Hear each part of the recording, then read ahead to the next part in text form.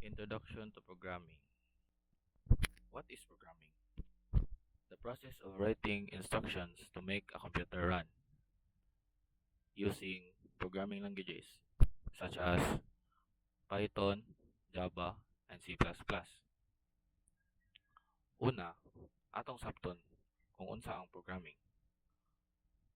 Kini mao ang proseso sa pagsulat or pagsugo sa computer nga makabuhat og buluhaton. Natay mga panggamiton nga languages such as Python, kaning giingon nga Java o C++. Ang Python, kuha na siya. Python is a beginner-friendly language known for its simple syntax and wide use in AI, web development, and data science. Kuha na daw ning Python kanang murag mas simple daw ni siya gamiton. Unya kaning Java is usually used ni siya sa mga mobile apps, especially sa Android nga mga device. Unya gamit po ni siya sa web applications. Next is kaning giingon na C++. Kani murag mas higher na ata ni siya kay mas kuan man siya kanang gamit man ni siya para sa mga dula, mga game development, mga program. Okay, next. Programming development cycle. Una, analyzing the problem, planning the solution, writing the code, testing and debugging the solution, maintaining the code. So, kana. Una, pagsabot sa problema. Unsa gyud problema nga imong solbaron. Next is magplano sa solusyon. Unsa yung solusyon nimo para sa imong na-analyze nga problema. Next is magsulat og code. I-code nimo kung i-code nimo imong solusyon sa imong na-analyze na problema. Then testing and debugging the solution. Imo siyang kanang i-test nimo og sakto ba imong ginabuhat, wala ba yung mga errors, test nimo og na ba errors og kuan ba siya, kaning applicable ba siya sa problema. Then maintaining the code. Pag maintain sa code, bali kuan siya kanang para buabot pa sa next nga mga mogamit ang imong code ba. Okay, next. Defining and analyzing the problem. Understanding the problem and gathering the correct information. Identification of outputs, processes, and inputs. So, ani siya ay kinahanglan gyud pinakahuna imong yung sabton ang problema. Dapat mahibaw-an nimo imong mga inputs, unsay imong ipamutang, unsay proseso, inputs, processes, and outputs. O unsay mga kagawsan ani, unsay mga paghuman. And next. Algorithm. A series of steps that solve the problem. It should be clear and easy to follow. Kaning algorithm mo ni atong sundon. Sundon nato siya, mga steps tayo siya para masulbad ang imong problema nga gi-analyze, imong gihimuan og solution. So, magamit tag algorithm. It should be clear and easy to follow. Dapat mas masabtan ra siya, dili kay siya complex kayo. Kanya planning the solution using flowcharts and pseudocode, creating a step-by-step plan. So, ang imong solution, paghuman nimo sa problem, paghuman nimo analyze sa problem, himuan nimo solution. Ibutang nimo siya sa flowchart and pseudocode, which is kanang duha, diha ka makahimo og step-by-step nga mga plano. Kanang flowchart, kuha na siya, mga shapes na iyang ipanggamit, mga shapes and lines kanang diri mo ni gisugdan, tas mo ni sunod unsay mga sunod nga pangbuhaton na pseudocode po is more on na siya kanang phrases or sentences nga imong sundon para masulbad ang imong giatubang nga problema. Intellectual disparity.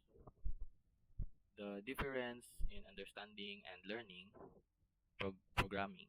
Practice and training to be better understand programming. So, ani siya kuan kanang mag mag-train pa ka, mag-practice para mas maka-gain pa kag knowledge about aning programming. Inana siya. Yeah. Next is modeling tools such as flowchart, graphical representation of process. Yeah, pseudocode, text-based representation. Pag man akong giingon. Nga kaning kuan, flowchart, more on kuan ka lagi, more on shapes, graphical representation about sa process unsa nimo pag sulbad sa problem. Then pseudocode is text-based, mura siya mga mo taong giingon sentences or phrases nga or kuan po siya kanang steps pod para sulbad imong problem nga yatubang. So this is it. Mo ni ra ang example sa flowchart. Kaning long circle, oval ba ni? Mo na ang iyang start, mo na kuan sa kanang pasabot anang shape start. Then next is ang square or box is the process. Process na siya. Na yung mga arrow. Then aning diamond mo na ang decision. Decision na siya. Mo nang pag-uman sa diamond na kay kapilian.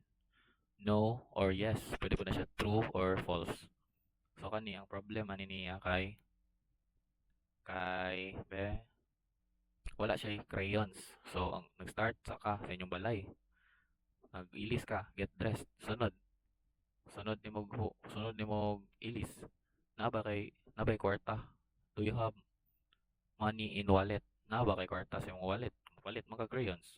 Kung yes, madto na ka sa shop. Kung wala pud, put money in wallet. So magbutang ka og kwarta sa imong wallet. Sunod, kani kay kuan man siya decision man pud ni siya. So na siya mga kapilian.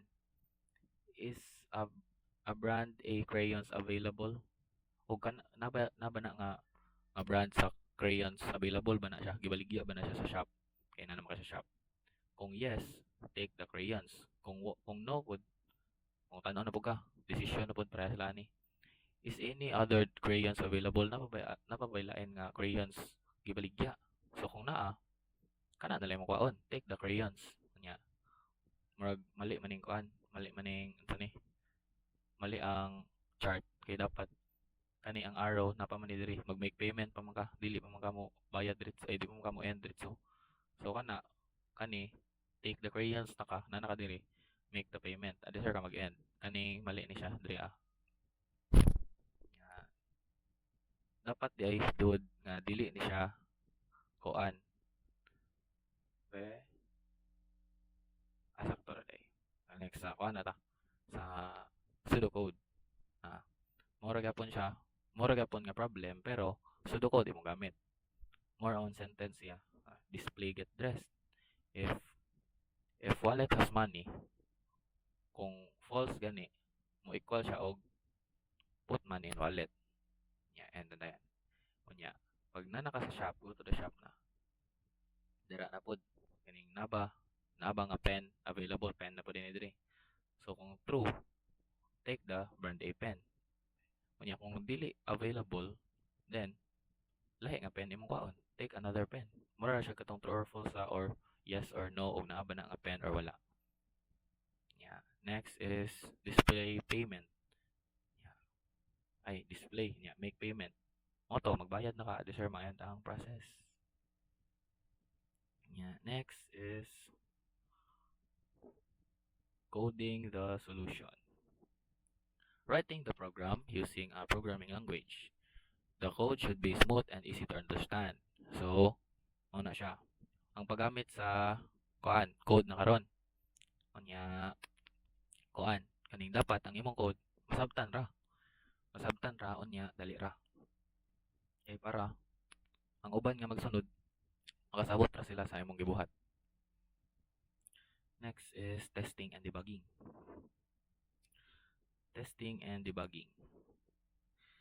finding and fixing errors in the code using debugging tools and techniques. So mo ni siya pangitaon nimo kung naabay sayop sa imong code. Alangan naman ipass na nimo og kalit o kabalo nga na din ni sayop. So dapat imong testingan og sakto ba imong nabuhat. Unya sakto ba ang imong gipanggamit using debugging tools and techniques para mahibaw-an nimo kung asa ang errors sa imong code. And